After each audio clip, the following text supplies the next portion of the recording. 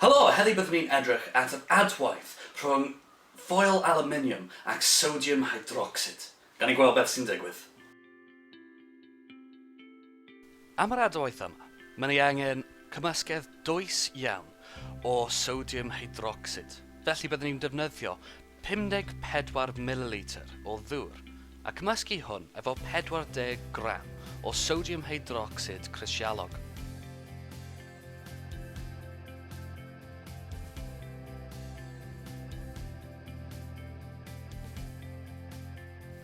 Mae ni'n adael y cymysgedd i trwyllu a cymysgu lan am tipyn.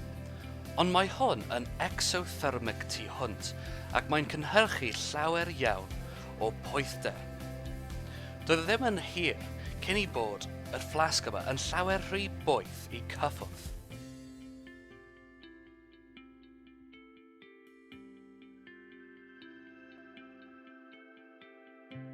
Ar ôl tipyn, mae'r cymysgedd yn llawer fwy glir wrth i'r sodiwm hydrocsid hydoddi. Ond mae hyn yn ddal yn cynhyrchu llawer iawn o gres, a wnes i dechrau poeni tipyn amdan yr fflasg, oherwydd na oedd hon yn gwydr borosilicate. Ond, wrth ni mynd mlaen, mae ni wedyn yn ychwanegu foil alwminiwm. Wnes i bron ychwanegu fwy o alwminiwm, ond wnes i meddwl moedd hyn ddim yn saff gan gweld faint mor gyflym oedd yr adwaith. Felly wnes i rhoi balwn ar y top i ddal yr nwy sydd yn cael ei gynhyrchu efo'r adwaith yma.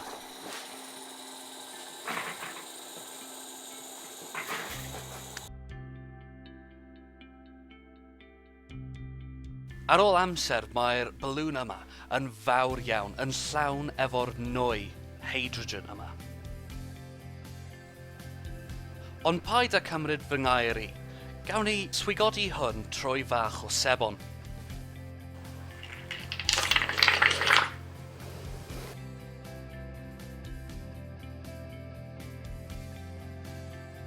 Ac wedyn cyffwrdd o efo fflam. Ond gawn ni meddwl amdan beth sy'n digwydd yn cymegol efo'r adwaith yma.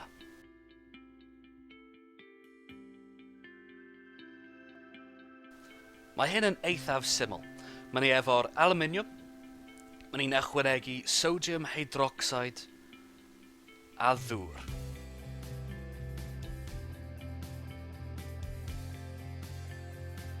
Mae rheini yn cael eu cyfnewid i fewn i sodiwm aluminate,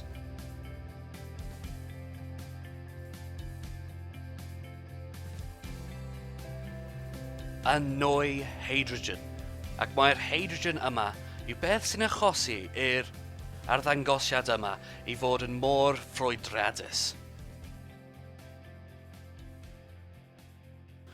Ac mae hynna yn ddod ni i'r diwedd. Diolch yn fawr iawn am gwylio. Please rhannu, hoffi a subscribio. Ac byddwn ni'n gweld ti tro nesaf. Hwyl!